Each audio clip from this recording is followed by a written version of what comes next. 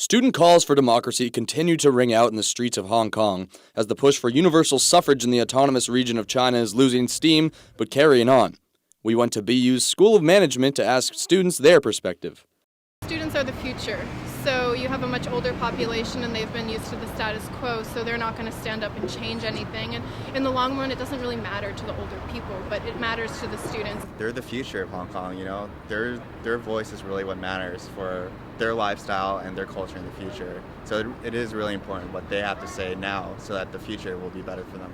The handover was in 1997, so for most of their lives, they've understood this more democratic view. So all of a sudden at 25 years old to have that taken from you and to be told, no, you can't have a democracy, that's very weird.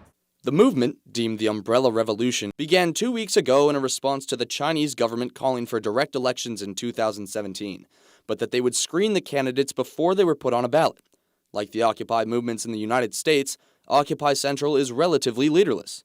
I think the big difference between Occupy in the U.S. and Occupy in Hong Kong is that in the U.S. it's basically mostly due to the economic crisis. It was more like inequality and stuff, whereas for them it's a lot more like about democracy and their own rights to vote, which is a lot more like, they're more passionate about it, I would assume at least.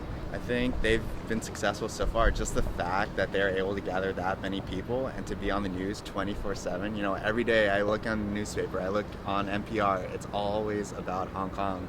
So just being able to occupy Central and going through this umbrella revolution, I think they've been very, very successful with what they're trying to accomplish. I really am not too optimistic about it, to be honest. I think China's going to have the last say at the end of it. It's whether or not they're willing to, okay, we'll let you guys vote for someone, or maybe they can come to an agreement, but it's definitely going to be more favoring China than, 100% democracy. It's bigger than just democracy. It's about the future, so you can't keep things the same if you want to progress. Be sure to check back next week for another episode of The Weekly Buzz.